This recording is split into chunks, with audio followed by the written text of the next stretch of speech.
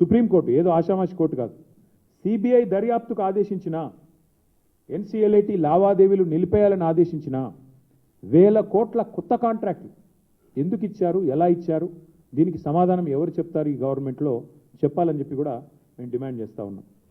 అసలు వాస్తవం ఏంటంటే ముఖ్యమంత్రి గారు చెప్పాలా, ఎందుకంటే ఆయన డిపార్ట్మెంట్లు ఇవన్నీ, ఆయన కాన్స్టిట్యున్సీలో ఆయన డిపార్ట్మెంట్లో ఇన్ని వేల కోట్ల టెండర్లు. ఈ సంస్థ మీద రేవంత్ రెడ్డి గారు ఆయన నిజంగానే ఆయన బినామీ కాకపోతే దివాలా తీసిన కంపెనీ మీద ఎంత ఆసక్తి ఎందుకు ఆయనకి?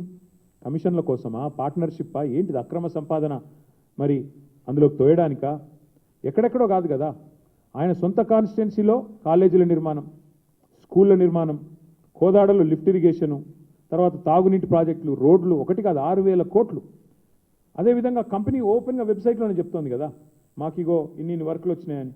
ఇది కూడా చూడండి, ఇగో మీరు షాద్ నగర్ టు పరిగి రోడ్, ఇది కొడంగల్ కాన్స్టిట్యున్సీ, దీనికి 185 కోట్లు, దీనికి కూడా వారికి డబ్బులు ఇచ్చారు. ఇంకా చాలా ఉన్నాయి, అట్లా చెప్తే ఇంకేమున్నాయి. ఇగో ఇది కూడా ఇంకోటి రోడ్డు, దాదాపు 116 కోట్లు, ఇంకొక రోడ్డు, చాలా ఉన్నాయి, కావాలంటే మీకు అంతా ఇస్తాం మీకు. అంటే ఇక్కడ అన్నిటికన్నా ముఖ్యమైన ప్రశ్న, మరి దివాలా తీసిన ఈ కంపెనీ బ్యాంక్ గ్యారంటీలు ఎడికెళ్ళి ఇచ్చింది? ప్రభుత్వం బయట పెట్టాలి, ఇప్పుడు చెప్పాలి ఏ రకంగా ఈ కంపెనీ బ్యాంక్ గ్యారంటీలు పెట్టింది, ఎక్కడి నుంచి తెచ్చి పెట్టింది. రూపాయి లేని కంపెనీ, జీతాలకు బ్యాంక్ లోన్ తీసుకునే కంపెనీ ఉద్యోగుల కోసం, మరొకవైపు దివాలా ప్రక్రియ జరుగుతున్న సమయంలో ఆర్థిక లావాదేవీల మీద నిషేధం ఉన్నప్పుడు 100 కోట్ల బ్యాంక్ గ్యారంటీలు ఈ కంపెనీ ఎట్లా సమర్పించింది? దీనికి ఎవరు అండగా నిలబడ్డారు గవర్నమెంట్లో?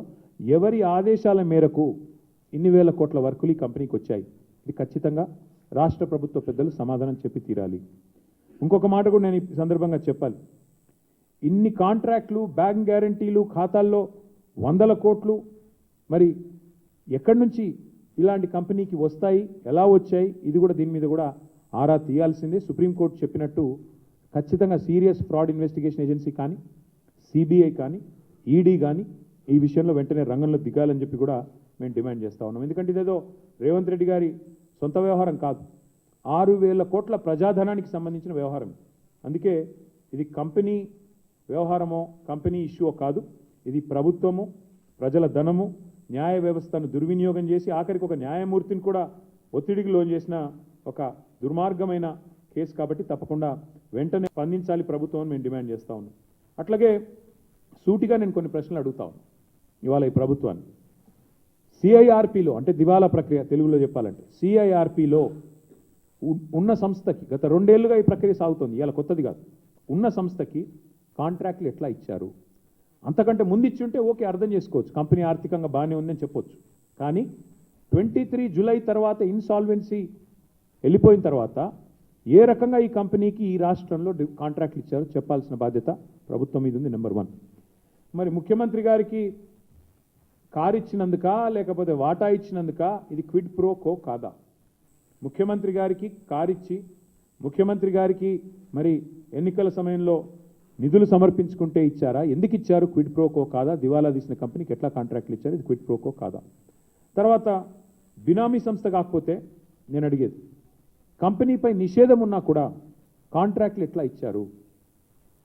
ఈ కంపెనీకి ఎలా వచ్చినాయి కాంట్రాక్టులు ఇట్లా ఇన్సాల్వెన్సీలో ఉన్నప్పుడు అనేది ఇంకో ప్రశ్న. మరి మనీ లాండరింగ్ జరగకపోతే బ్యాంకు ఖాతాలన్నీ స్తంభింపజేసిన తర్వాత 100 కోట్లు ఎట్లొచ్చినాయి? ఆలోచించండి. అట్లాగే ఖచ్చితంగా ఈ విషయంలో సీఎం పాత్ర ఏంది తేలాల్సింది. అసలు సీఎం గారికి ఈ కంపెనీకి ఉన్న సంబంధం ఏంటి తేలాలి. అట్లాగే మా పార్టీ నుంచి కొన్ని డిమాండ్లు కూడా ఇవాళ ప్రభుత్వానికి పెడతా ఉన్నాం. తక్షణమే సుప్రీంకోర్టు ఈ ఆదేశం ఇచ్చిన తర్వాత తదుపరి మీకు ఏమైనా కనీసం సిగ్గు లజ్జా ఉంటే వెంటనే కేఎల్ఎస్ఆర్ కంపెనీకి ఈ రాష్ట్రంలో ఇచ్చిన ప్రతి కాంట్రాక్ట్ రద్దు చేయాలి అని డిమాండ్ చేస్తూ ఉన్నాం. అట్లాగే ప్రస్తుతం ఏదైతే వర్క్స్ జరుగుతున్నాయో తక్షణమే వాటిని నిలిపేయాలని చెప్పి కూడా డిమాండ్ చేస్తూ ఉన్నాం.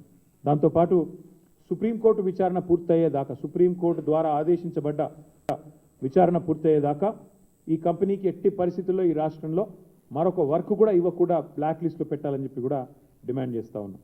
అన్నిటికన్నా మించి మా డిమాండ్ అన్నిటికీ మించి అసలు ఈ బినామీ భాగవతం వెనకాల ఉన్న వ్యవహారం మొత్తం మీద సిబిఐ, ఈడీ లేదా ఎస్ఎఫ్ఐఓ సుప్రీంకోర్టు ఆదేశాల మేరకు వెంటనే రంగంలోకి దిగాలి.